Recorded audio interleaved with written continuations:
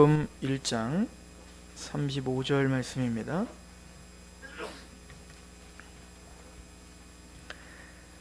우리 함께 봉독하도록 하겠습니다. 누가복음 1장 35절 시작.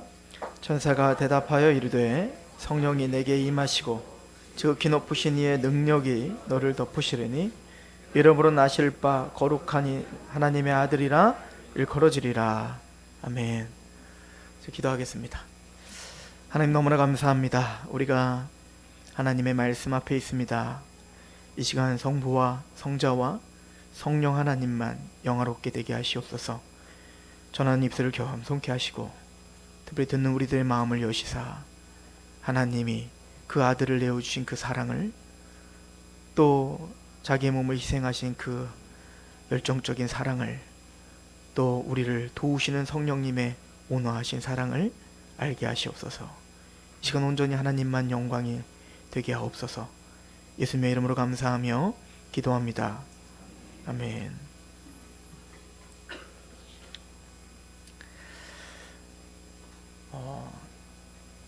오늘은 성탄 감사 주일입니다. 예수님께서 이 땅에 육신을 입고 오심을 우리가 노래하고 찬양하고 또 묵상하며 그렇게 하는 게 감사하는 한 주간이 되시기를 축원합니다. 예수님께서 태어나실 때 동정녀에서 탄생하셨다, 즉 성령님을 통하여 잉태되어 이 땅에 나셨다라고 하는 것을 우리는 노래합니다. 그래서 오늘 동정녀의 탄생이 우리에게는 어떤 의미가 있는가, 신학적인 의미를 세 가지만 상고하려고 하는데요. 첫 번째는 예수님께서 성령님을 통해서 태어나셨다라고 하는 것은 복음이라고 하는 것이 우리를 구원시켜 주시는 그 은혜가 인간의 노력이랄지 자연 발생적으로 일어나는 게 아니라 초자연적인 하나님의 권능을 통해서만 구원이 가능하다라고 하는 것을 우리에게 보여주는 징조가 됩니다. 두 번째는 인간이라고 하는 우리의 존재 자체가 나약하다, 연약하다라고 하는 것을 알 수 있죠. 그래서 예수님께서 성령님을 통하여 잉태되심을 통해서는 그 어떤 인간도 구원자가 될 수 없음을, 오직 성령으로 잉태되신 예수님만이 구원자가 됨을 우리에게 선포하시는 징조가 되는 거예요. 그리고 마지막 세 번째는 예수님께서 이 땅에 오심으로 시작되는 이 구원의 역사가 물론 아담이 타락한 이후부터 바로 시작됐지만 인류를 구원하시기 위한 하나님의 구원의 이 역사가 단순히 조금 리모델링하는 차원이 아니라 완전히 뒤집어 엎는, 그래서 완전한 재창조의 역사임을 탄생의 신학적 의미입니다. 물론 우리 더 많은 이야기를 할 수 있지만 오늘은 이 세 가지를 우리가 성경적으로 확인을 하고 12월 25일 날 우리 성탄 감사 예배 때에는 실천적 의미, 그래서 성령님이 동정녀로 탄생한 그 의미가 과연 오늘 우리들에게 어떻게 적용이 돼야 되는지에 대한 실천적 의미에 대해서 우리가 상고하게 될 겁니다. 시리즈인 거죠. 빠지시면 안 된다는 얘기인 거죠. 그렇죠? 첫 번째는 복음이 바로 초자연적인 징조다라고 하는 것을 보여준 게 성령님의 잉태하심이다라고 했는데요. 요즘에 이제 개봉했는지 아직 안 했을 거예요. 미드웨이라고 이제 개봉이 할 거라고 합니다. 예전엔 진주만이라고 하는 영화를 한번 통해서 그 2차 세계대전 때 미국이 이제는 본격적으로 전쟁에 참전하게 된 계기가 마련된, 일본이 가만히 있는 미국을 건드렸다가 이제는 패전국이 되는 그 시작점이 바로 이 미드웨이 전투라고 하죠. 해전. 가만히 있는 미군 함대들을 그냥 막 비행기에 와서 폭탄을 퍼부어가지고 완전 초토화시켰던 그 일이잖아요. 그 미드웨이라고 하는 이 영화를 한 20년 동안 제작을 생각하고 했다고요. 그 로랜드 감독이라는 사람이. 이 로랜드 감독은 투모로우랄지 인디펜던스 데이랄지 고질라랄지, 그러니까 굉장히 그 액션 영화의 대가인 감독인데, 그 감독이 다큐멘터리를 보면서 미드웨이 전투에 대한 다큐를 보게 된 겁니다. 그걸 보고 가슴이 뜨거워진 거예요. 와, 이거를 영화로 정말 제대로 만들어서 정말 모든 미국 국민들에게 이걸 알려줘야겠다. 그러니까 미국 영화의 그 특징이 있잖아요. 미국 만세잖아요. 미국 만세. 그죠? 전 세계는 우리가 지킨다. 뭐 이런 거 아니겠습니까? 근데 그 미국 정신을 가장 잘 대변할 수 있는 바로 이 전투. 이것이 바로 미드웨이다. 이렇게 생각을 하고 이 사람이 계속 제작에 들어간 겁니다. 이 구상을 하고 제작자를 찾고, 그런데 이게 찾아지질 않아서 20년 동안 계속 생각하면 그 중간중간에 여러 대작들을 만들었지만 이 사람의 마음에는 이 영화를 만들어야겠다는 그 강한 열망함을 가지고 계속 구상하고 또 구상해서 드디어 이게 나왔다는 거 아니에요? 아직 못 봤지만 저는 그 얘기를 보면서 이 사람이 참 열정적이다라는 생각을 좀 했습니다. 20년 동안 정말 하루도 빠지지 않고 그 영화를 구상하고 제작하고 시나리오를 쓰고 또 이 액션에는 어떤 걸 써야 될지, 그래서 정말 액션의 끝판왕 영화가 될 거라는 거 아니에요? 이 영화가. 그래서 미국에서 이 영화가 굉장히 지금 평을 받고 칭찬을 받고 있다고 합니다. 근데 이 이야기를 제가 왜 드리냐면 그것도 정말 가슴이 뜨겁게 우리를 만들어 주는데, 사실은 예수님이 이 땅에 오셨다라고 하는 이 이야기는 그것도 최고의 제작자신, 최고의 시나리오자이신, 모든 역사를 주관하시고 섭리하시고 지혜로 통치하시는 하나님이 2000년이 뭡니까? 그 전부터, 인류가 시작되기 전부터, 만세 전부터, 영원 전부터 그리스도 안에서 우리를 구원하시기 위한 그 모든 시나리오를 짜셨다. 그리고 이 모든 것들을 하나님의 열심으로 준비하신 그 하나님의 구원의 역사의 절정이 바로 예수님이 육체를 입고 이 땅에 오신 것입니다. 제가 오늘 아동부 예배 때 물어봤습니다. 너희들은 성탄절은 뭐가 생각나니? 그랬더니 아주 천진난만하게 순수하게 정확하게 정답을 찝어냈어요. 산타크로스, 루돌프, 이것도 있어요. 빨간색, 초록색, 썰매, 이런 게 생각이 난다는 겁니다. 정답이죠. 이게 우리가 생각하는 성탄의 의미예요. 크리스마스의 의미예요. 거기는 하나님의 위대하신 구원의 역사와 그 위대하신 영원전부터 몇천 년을 참고 참으며 준비하신 그 하나님의 열정을 우리는 알지 못하는 거죠. 예수님이 이 땅에 오셨습니다. 그래서 오늘 선물 뭐 줄 거야? 어린아이들이 정말 그렇게만 생각하고 있다면 우린 정말 잘못하고 있는 겁니다. 세상은 그럴 수 있습니다. 백화점에 화려한 트리를 하고 성탄을 축하할 수 있습니다. 그리고 마음이 흥분돼요. 막 연인을 찾고 가족을 찾고 흥분할 수 있습니다. 그러나 교회는 그러면 안 됩니다. 더더욱 차분하게 하나님이 행하신 일들을 기억하셔야 되는 겁니다. 성경을 펴셔야 됩니다. 왕구점을 먼저 가시지 말고 성경을 먼저 펴시고 책상 앞에서 예수 그리스도를 통한 하나님의 그 위대한 계획이 무엇인지를 그려봐야 됩니다. 교회는 그래야 됩니다. 예수님께서 성령님을 통하여 이 땅에 태어나셨다라고 하는 이 이야기는 하나님의 재창조의 역사가 시작됐다라고 하는 시작을 알리는 신호탄이었습니다. 인간은 아담이 타락한 이후에 모두가 죄와 사탄의 권세 아래 갇혀 있다라고 하는 것을 성경은 가르쳐주고 있습니다. 그래서 예수님이 요한복음 8장에 보면 많은 바리새인과 서기관들이 있었어요. 그들에게 보지 못하는 사람을 눈을 띄워주는 하나님이 기적을 통해서 그를 육적인 어떤 아픔에서 구원해주는 역사를 하고 계시는데, 예수님은 많은 사람들을 또 많은 기적들을 베풀고 있을 때 예수님이 이렇게 말합니다. 너희들은 죄의 종이다, 이렇게 표현을 하죠. 진리를 할지니 진리가 너희를 자유케 하리라. 우리는 자유가 필요한 사람입니다. 그죠? 미국 정신이라는 게 자유, 그죠? 그거잖아요. 그러니까 그 영화, 전쟁 영화에서의 그 항상 핵심 가치는 자유예요. 자유. 그러니까 미국 영화의 모든 할리우드의 액션 영화의 그 감동의 마지막은 자유예요. 프리덤! 그러면서 다 끝나는 거 아닙니까?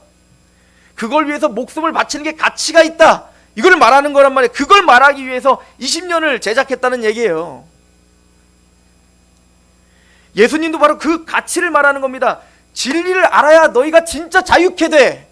진짜 자유가 뭔지 아는가? 정말 자유를 위해서, 맞아, 그 자유, 너희의 가슴을 뜨겁게 하는 그 자유, 너희의 생명을 내어 바쳐도 충분히 가치가 있는 그 자유 말이야. 내가 그 자유가 뭔지 알려주러 왔다 이겁니다. 진리라 찐 진리가 너희를 자유케 하리라. 많은 바리새인과 서기관들이 이렇게 물었습니다. 우리는 한 번도 종된 적이 없어. 우린 노예가 아니오. 우린 자유인이오. 도대체 어디서 우리를 자유케 해낸다는 얘기입니까? 예수님 말합니다. 죄를 지으면 죄의 종이니라. 예수님이 이 땅에 오신 진짜 자유는 죄에서 노임을 받는 겁니다. 우린 죄의 노예가 아니오. 아니, 너희가 온통 죄를 짓고 있지 않는가? 하나님을 대적하고 있지 않는가? 이기적인 욕망에 휩싸여 그 탐심을 우상숭배로 그렇게 살고 있지 않는가? 총명이 어두워져 무지함으로 말미암아 그 마음이 굳어짐으로 하나님의 생명에서 떠나 있도다. 스스로 방탕에 방임하여 스스로 욕심대로 행하는 이게 죄다. 이게 죄와 사단의 권세 가운데 있다는 증거다 이거요. 내 맘대로 사는 거, 내 욕심대로 사는 거. 인류는 그렇게 원래 만들어지지 않았다는 겁니다. 성경은 하나님이 하나님의 형상대로 우리를 만드셨다고 말합니다. 하나님의 형상이라고 하는 것은 하나님을 반영하는 것을 이야기한다고 했죠. 쩔렘, 하나님의 동상이란 뜻입니다. 우리는 하나님이 아니에요. 우리는 하나님의 동상, 하나님의 형상으로 지어진 겁니다. 그러므로 모든 만물은 사실은 우리를 바라보며 하나님을 보게 만드는, 하나님을 반영하는, 하나님의 영광을 반영하는 그런 존재로 우리를 만들었다는 거예요. 쩔렘. 이것을 헬라어로 뭐라고 했다고요? 에이콘이라고. 에이콘, 아이콘입니다. 우리가 이미지 파일을 클릭하면 어마어마한 데이터에 접속이 되는 것처럼 우리를 클릭하면, 사실은 세상이 우리를 클릭하면, 만물이 우리를 클릭하면, 우리와 대화를 나누면 무한하신 하나님이 느껴져야 되는 거예요. 무한하신 하나님의 사랑이 느껴져야 되는 거예요. 근데 전혀 우리에게서 느껴지질 않습니다. 우리를 만나 대화를 하면, 우리를 클릭하면 죄악만 드러나는 겁니다. 이기적인만 드러나는 겁니다. 성경은 그것에 고장났다는 거예요. 죄와 사단의 권세가 너희를 지금 붙들고 있다. 나는 내 뜻대로 삽니다. 난 자유합니다 라고 말하지만 그것은 죄와 사단의 권세 아래 하나님을 대적하는 인생이 되었다 라고 성경은 가르쳐주고 있는 겁니다. 이걸 알려주러 예수님은 이 땅에 오신 거예요. 진리라 제 진리가 너희를 자유케 하리라. 죄를 지은 자는 이미 죄의 노예니라. 그러더니 말합니다. 아닙니다. 우리는 아브라함의 자손입니다. 우리는 죄의 노예가 아닙니다. 예수님 말씀하십니다. 아니, 너희가 아브라함의 자손이라면 이렇게 행할 수 없다. 이렇게 생각할 수 없다. 너희 아비는 마귀니라. 야, 요즘 현대인들에게 이렇게 직접 얘기했다면 정말 멱살 잡을 일이죠. 네 아비가 마귀야! 이러면 어떠시겠습니까? 근데 예수님 우리에게 지금 그 앞에 직면하라고 말씀하시는 거예요. 여러분들, 예수님은 둘 중에 하나입니다. 예수님은요, 미친 사람이던가 아니면 진짜 하나님이시던가 둘 중에 하나입니다. 중간지대는 없습니다. 근데 세상은 너무 재밌어요. 예수님을 성인이라고 믿어요. 예수님은 참 놀라운 분이라고 믿어요. 예수님은 참 괜찮은 분이라고 믿어요. 공자랄지 맹자랄지 소크라테스랄지 그런 성인들과 같은 뭔가 사랑을 실천한 분이라고 믿어요. 그분에게는 우리가 없는 지혜가 있다고 믿어요. 근데 그분은 하나님이라고 믿진 않아요. 그런 건 성경이 용납하지 않습니다. 제가 아무리 여러분들한테 아무리 정직하고 여러분들에게 괜찮아 보이는 사람일지라도, 또 제가 도덕적으로 훌륭한 사람일지라도 어느 날부터인가 제가 여러분들에게 이런 겁니다. 내가 하나님이요, 나를 믿지 않으면 여러분들은 다 지옥에 갈 수밖에 없습니다. 내가 하나님입니다. 천지를 창조한 하나님이 나요. 당신들은 다 죄와 사단의 권세 가운데 있어서 내가 하나님 걸 못 보는 거요. 당신들은 죄의 노예요. 사탄의 자식들이요. 저는 둘 중에 하나인 겁니다. 사기꾼이든지 아니면 진짜 하나님이든지 말이에요. 왜냐면 다른 우리가 말하는 소크라테스랄지 이런 사람들은 자기가 하나님이라는 그런 미친 소리를 하지 않았다고요. 예수님은 그러나 성경 계속적으로 본인이 하나님이심을, 무엇인가 우리가 지금 고장나 있음을, 죄와 사단의 권세에서 우리를 건져낼 자가 예수님 홀로 한 분밖에 없음을 계속 증거하고 있단 말입니다.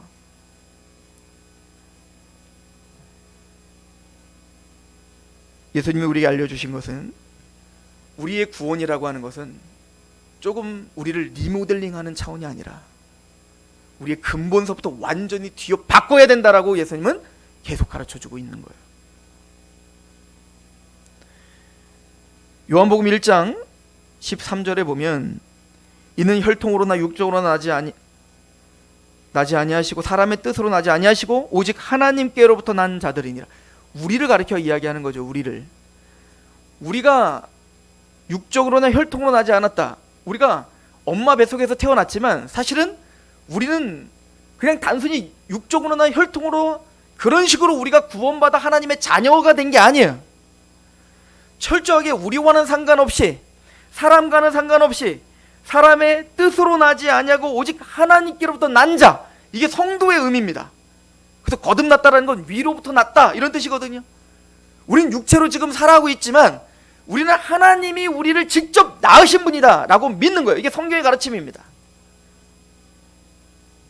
아브라함 카이퍼는 우리의 이 거듭남에 대한 의미를 이렇게 설명을 하죠. 이 아브라함 카이퍼가 우리의 위로부터의 탄생에 대한 영광스러운 묘사는 동정녀 탄생의 빛에서 빌려온 것이다. 그러니까 우리가 구원받은 이 이야기, 육체적으로 우리가 거듭나는 게 아니요, 성령님의 은혜로 위로부터 우리가 난 자다. 우리 사람의 뜻으로도 아니고 육체적인 열심으로도 난 게 아니라 하나님의 재창조의 역사로 우리가 거듭나 하나님의 백성이 된 것은 사실은 예수님의 성육신하신 동정녀로 탄생하신 이 이야기를 우리는 반영하고 있을 뿐이다. 빌려와서 설명한 것 뿐이다. 이 얘기는 뭐냐면 예수님이 동정녀로 탄생하셨다는 이 이야기는요, 인간이 만들 수 없다라는 것의 선포인 거예요. 성령님의 권능이 그 예수님을 육체로 있게 하셨고, 그 성령님의 권능이 30년 동안 살게 하셨고, 성령님의 권능이 십자가에서 죽으셨을 때 3일 만에 부활하게 하셨고, 성령님의 권능이 그 예수님을 승천시켜 지금도 하나님의 우편에 앉아 우리를 위해서 중보하게 하시며, 성령님의 권능을 통하여 이제는 모든 만왕의 왕이요 만주의 주가 되게 하시는 능력, 이 모든 게 누구의 사역이라고요? 성령님의 권능이다. 이걸 설명하죠. 그리고 그 성령님이 어떤 권능인데요? 창세기 1장 2절을 보면 태초에 하나님께서 천지를 창조하시니라 라고 말하고, 처음에 이 땅덩어리는 흑암이 가득하고 공허했어요. 그런데 그런 곳에 성령님이 수면에 운행하시더라 이러니, 그 성령님의 힘, 그 성령님의 위력, 그 성령님의 권능이 이 모든 창조 만물을 뒤어 덮고 있었던 겁니다. 그럼 그 성령님의 권능이 하나님의 말씀에 의지하여 창조의 사역을 시작하신 거예요. 이게 성령님의 힘입니다. 근데 예수님이 이 땅에 태어나신 이야기는 단순히 누군가를 통해서 인간이 만들어낸 게 아니라 그 창조적인 능력이 성령 하나님이 그 예수님을 마리아의 뱃속에 잉태케 하셨다. 이거를 우리에게 선포한다는 얘기인 거예요. 그 하나님의 놀라우신 구원의 계획을 성취하시기 위하여 인간의 그 어떤 도움도 필요 없이 오직 하나님의 권능으로만 그 예수님이 씨앗으로 마리아의 뱃속에서 자라게 하셨다. 기적이다. 이거는 성경이 계속 우리에게 얘기해 주는 거예요. 여러분들 성경에 보면, 구약 성경에 보면 언약, 그러니까 하나님의 구원을 베풀 중요한 언약의 사람들이 태어날 때마다 항상 빠지지 않는 게 있어요. 뭐였죠? 불임 모티브라고요. 불임 모티브. 이걸 신학자들은 불임 모티브라고 또 불러요. 아브라함이 아이를 낳지 못하는 거예요. 사라가 아이를 낳지 못하는 거예요. 100세 동안 아이를 낳지 못해요. 근데 하나님의 권능으로 100세 때 아이를 낳는 겁니다. 그렇게 태어난 이삭이 또 아이를 낳지 못하는 겁니다. 40세가 되도록 장가를 못 가요. 그때는 뭐 20세 전에 다 장가 갔을 텐데 40세가 되도록 장가를 못 가다가 20년 동안 장가를 간직하는데 20년 동안도 불임이에요. 그 당시에 불임은 저주를 상징합니다. 저주. 근데 불임입니다. 60세가 되어 하나님께 간구하니 그때서야 리브가가 임신을 합니다. 야곱의 진짜 사랑하는 아내 라헬, 불임이었습니다. 언약의 자손들은 항상 불임 모티브가 있단 말이에요. 또 이제는 다윗 왕조를 세우는 그 교두보의 역할을 할 수 있는 사무엘이 태어날 때 한나가 불임이었습니다. 왜 언약의 사람들이 태어날 때마다 불임이 있죠? 하나님의 주권만이 그 언약을 성취할 수 있다는 걸 사람들에게 알려주고 있는 거예요. 우리가 인간의 노력으로 그 아이를 태어나게 하여 하나님의 일을 하게 할 수 없다는 걸 보여주기 위해 철저히 하나님만을 의지하게 하는 것이 바로 불임 모티브의 목적이었어요. 그 불임 모티브의 절정의 사건이 바로 아예 동정녀가 아이를 낳는 거예요. 이게 우연히 난 게 아니라 이사야서 7장이 이미 예언된 겁니다. 처녀가 잉태하여 아들을 낳으니 그 이름을 임마누엘이라. 임마누엘, 하나님이 우리와 함께 하신다. 하나님이 우리와 함께 하셔야 되는데, 우리와 함께 하시고 우리를 구원하셔야 되는데, 그 우리와 함께 하시는 구원은 오직 하나님의 주권적인 창조적인 능력만이 가능한 것이지 우리 인간의 그 어떤 노력도 도움을 줄 수 없다. 이것이 바로 동정녀 탄생의 의미인 거예요.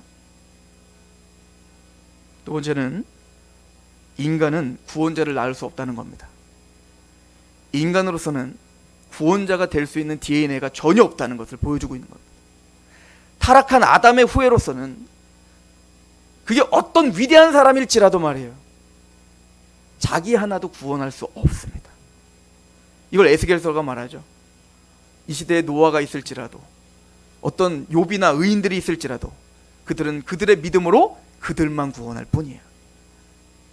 내가 내 목숨보다 더 사랑하는 내 자녀한 사람도, 내가 내 자녀를 위해서 100번 1000번 내 목숨을 내어 바칠지라도 내 사랑하는 자녀한 사람도 난 구원시킬 수 없는 거예요.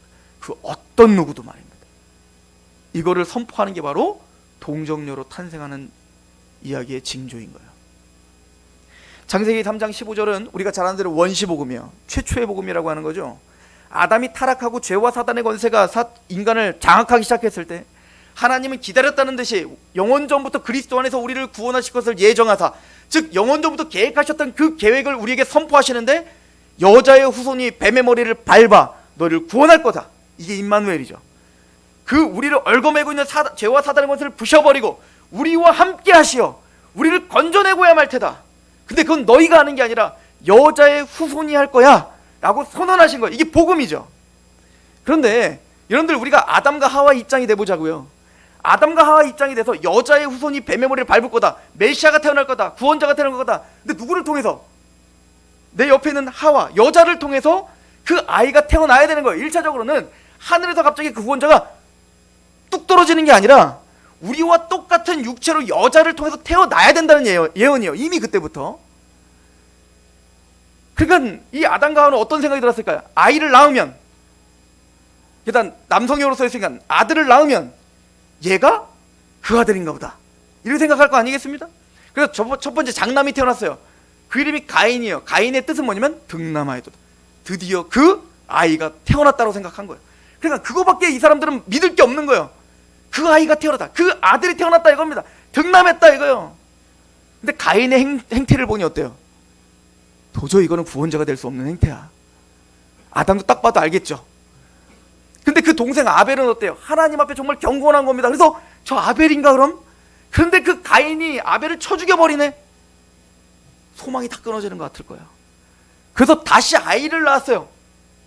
그래서 그 아이가 뭐냐면 셋이에요. 셋의 뜻은 뭐냐면 다른 씨를 주셨다. 아벨을 대신한 다른 씨를 주셨다. 그 씨구나, 그 제라구나, 그 아들이구나, 그 후손이구나. 또 기대를 하는 거예요. 또 기대를 해. 이게 인간이에요.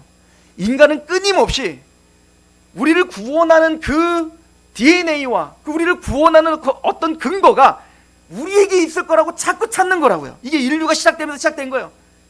뭔가 나에게서 구원자가 있겠지, 저 사람이 구원해 줄 수 있겠지, 뭔가 구원자를 내 안에서 찾고 사람들에게서 찾는다고요.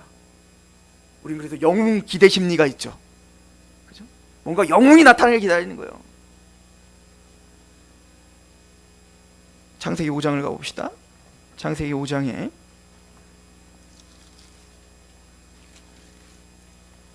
하나님의 그 구원의 약속조차 자신의 어떤 노력과 인간적인 육체적인 어떤 뜻으로 날 수 있다는 기대로 끊임없이 등남했다, 다른 씨가 나왔다, 기대를 하죠. 그러다가 25절, 4장 25절에 이렇게 말합니다.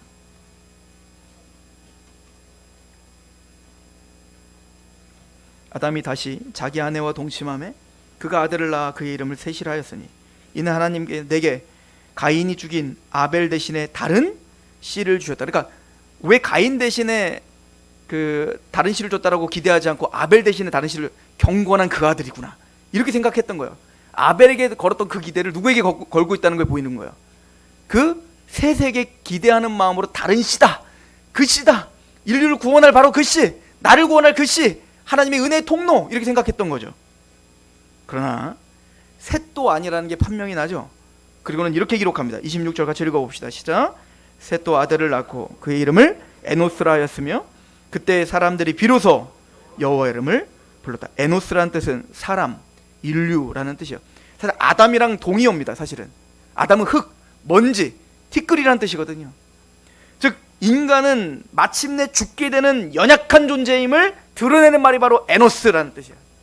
우리 인간은 연약하다, 우리 인간은 먼지와 같다, 우리 인간은 사실은 아무런 기대를 걸 수 있는 것이 없다. 이게 바로 에노스라는 말이에요. 근데 셋이 드디어 그 에노스, 자신의 아들을 에노스라 이름을 짓고, 그때서야 비로소 누구 이름을 불러요? 여호와 이름을 부른 거예요. 자신의 모든 소망이 끊어졌을 때, 나로서는 도저히 하나님 앞에 구원받을 수 없다는 걸 알게 됐을 때, 그때서야 인간들은 하나님의 이름을 부르는 겁니다. 그게 바로 불임 모티브인 거예요.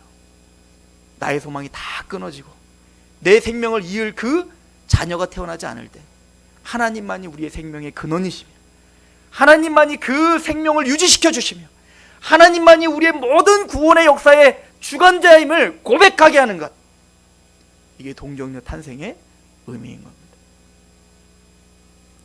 그럼 드디어 창세기 5장 3절은 그래서 이렇게 이야기를 해요. 창세기 5장 1, 2절에 보면 아담을 창조했을 때 하나님의 형상으로 창조하셨다, 이렇게 표현합니다. 여러분들이 하나님의 형상대로 창조했으면 아담은 그 자녀들을 낳을 때 누구의 형상대로 낳아야 되죠? 하나님의 형상대로 낳아야 되잖아요. 근데 창세기 5장 한번 3절을 보시죠.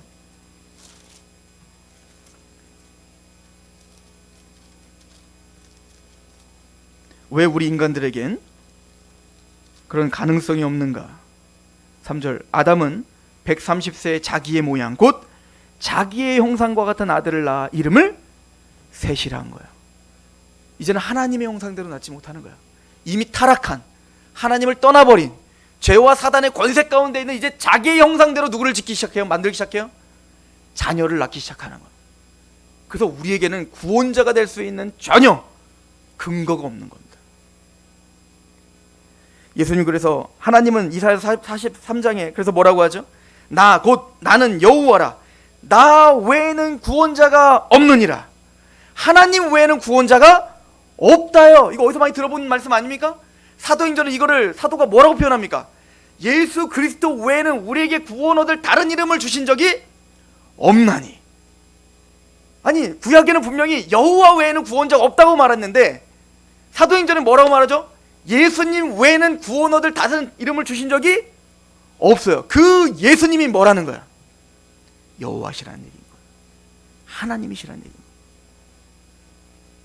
혈통으로 육적으로 난 자가 아니라 하나님으로부터 온전히 나으신 분, 그분은 이 땅에 육체로 태어났을 때부터 존재했던 분이 아니라 요한복음 1장에 뭐라고 하죠? 태초에 말씀이 계셨느니라, 로고스가 계셨느니라. 그 말씀은 하나님과 함께 계셨는데 그 말씀이 곧 하나님이시니라. 그 말씀이 육신을 입고 이 땅 가운데 거하심에 우리가 그 영광을 보니 독생자의 영광이요 은혜와 진리가 충만하더라. 예수님은 어느 한 날 태어나 그때부터 존재한 피조물이 아니라 성경은 끊임없이 뭐라는가? 그 예수님은 태초전부터 계셨던 하나님이시다. 여호와에는 구원자가 없습니다. 그런데 예수님이 바로 구원자이신 거예요. 유일하신.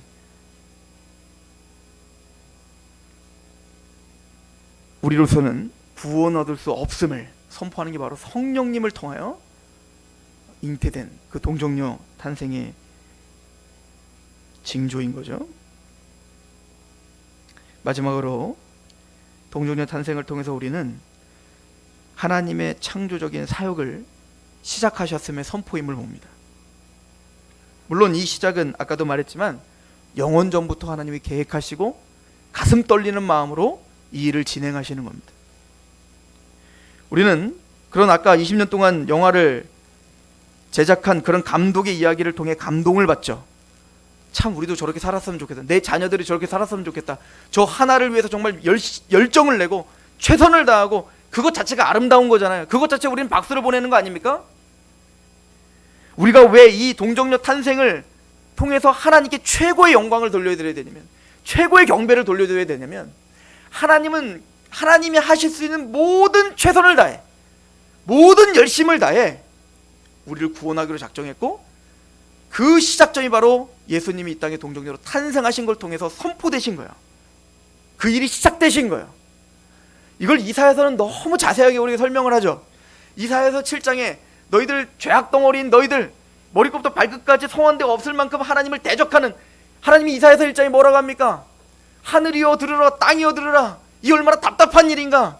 저 송아지도 주인을 알고 저 강아지도 주인을 알아요. 제 말로 표현하자면 모든 피조세계도 다 자기 어미를 안다고요. 그런데 유독 하나님의 자녀들인 우리들은 하나님을 모른다는 거예요. 어미를 모른다, 창조자를 모른다는 겁니다. 너희들은 바벨론에 의하여 완전히 멸망당할 만큼 하나님이 그 죄를 진노하고 계시다. 너희들 스스로는 구원받을 수가 없다. 너희들 스스로는 구원을 만들어낼 수도 없다. 그래서 내가 그 일을 하마. 너희를 구원할 징조를 내가 너에게 보여주마. 너희가 믿음이 없다면 믿음을 도와줄 만한 징조를 주마. 내가 너희를 얼마나 사랑하는지, 내가 너희를 얼마나 회복하기를 열망하는지를 내가 너희들에게 보여줄게. 그 징조가 바로 처녀가 아들을 낳으리니 임마누엘이라 하라. 이게 하나님의 징조야. 너희들이 믿던 말던 나는 그 일을 진행할 거야. 그런 이사야서 9장에 말합니다. 그 처녀가 잉태 아들을 낳았는데 그 한 아기가 태어났는데, 그 한 아기는 그 어깨는 정사를 메었고 기묘자라, 모사라, 전능하신 하나님이라, 영존하는 아버지시라 칭함을 올 거다. 그는 그냥 인간이 아니다. 처녀가 잉태하여 아들을 낳을 건데 그는 그냥 인간이 아니라 그는 영존하신 아버지시며 그는 전능하신 하나님이시다. 그럼 하나님으로서 모든 12군단이나 되는 그런 군사를 대동해서 지금 이 하나님을 대적하는 모든 인류를 초토화시키면서 구원을 시킬 건가? 아니, 하나님은 하나님의 방법으로 하마. 이사야서 53장에 너의 허물과 너의 죄로 인하여 그가 찔림을 받을 것이고 채찍에 맞을 것이고 죽임을 당하여 너희를 사로잡은 자 그 사망을 부셔버릴 것이다. 이 이사야서의 예언이죠. 그리고 이 모든 예언에 이사야서는 이렇게 말합니다. 여호와의 열심히 이를 이루리라. 그 징조가 성령으로 잉태되신 겁니다. 우리는 이 성탄의 의미를 보면서 하나님이 우리를 포기하지 않는 그 열심을 보셔야 되는 거예요. 하나밖에 없는 그 아들을 육신의 모양으로 우리에게 보내주시는 그 열정. 제가 오늘 아이들에게 그렇게 얘기했어요. 야, 너희들이 강아지가 있다. 강아지를 너무 사랑한다. 근데 그 강아지를 너무 사랑하는데 그 강아지가 너무 아픈 것 같아서 내가 강아지로 돼가지고 강아지를 대신하여 내가 죽으면서 이 강아지를 살릴 사람 아무도 없대요. 그것도 이상한 얘기지. 그것도 말도 안 되는 얘기지. 그런데 거미가 있다고 생각하자. 거미 그랬더니 막 애들이 막 그래. 그 거미가 있다고 생각하자. 혐오스럽다. 정말 같이 있기도 정말 그냥 던져버리고 싶다. 그런데 그 거미를 위한 니들이 거미가 되고 혐오스러운 거미가 된 다음에 거미를 위해서 죽음으로 그 거미를 살릴 수 있다면 그렇게 할 사람, 말이 안 되는 얘기입니다. 말이 안 되는 얘기. 근데 성경은 뭐라죠? 예레미야 17장 9절 만물보다 심히 부패한 게 사람의 마음이라 누가 능히 이를 알려면 그 거미도 우리의 만물인 걸 인정하십니까? 하나님의 차원에서 보기엔, 하나님이 보시기엔 그 만물인 거미보다 심히 부패한 게 인간의 마음이라고요.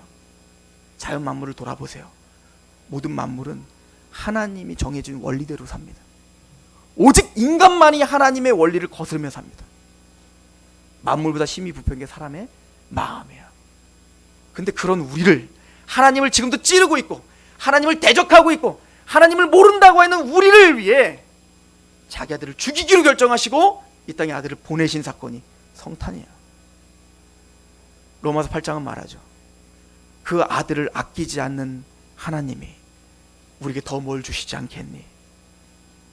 십자가는 하나님의 사랑을 확정하는 것입니다. 이 성탄의 아침에 우리가 조금 뒤어바뀌는 리모델링의 차원이 아니라 완전히 뒤집어져야 되며 하나님으로부터 성령의 권능, 그 힘의 권능으로 우리가 다시 태어나야 될 그 하나님의 국률만이 필요한 사람입니다. 고백하는 그런 성탄의 주간이 되시길 축원합니다. 기도하겠습니다. 하나님 아버지, 이 땅에 전혀 육체를 입고 내려오실 이유가 없으신 예수께서 가슴에 우리를 품고 이 땅에 육체를 입고 내려오시되 한 알에 미리 땅에 떨어져 썩어져 많은 열매를 맺는 것을 가슴에 품고 본인이 썩어지시러 오셨음을 우리는 발견합니다. 지극히 높으신 영광을 받으실 하나님께서 우리를 위해 십자가에 죽기까지 복종하시기 위하여 우리와 동일한 육체를 입고 이 땅에 오셨던 이 날을 기념하는 이 주간에 우리가 더 겸비하게 겸허하게 하나님의 말씀을 묵상하며 그 예수님의 성탄의 의미를 기억하고 감사해하며 하나님께 최고의 경배를 드릴 수 있는 하나님 행하신 일에 마음껏 박수를 치고 그 하나님의 행하신 일을 마음껏 찬양하는 한 주간 되게 하시옵소서. 예수님의 이름으로 감사하며 기도합니다. 아멘. 찬양합시다.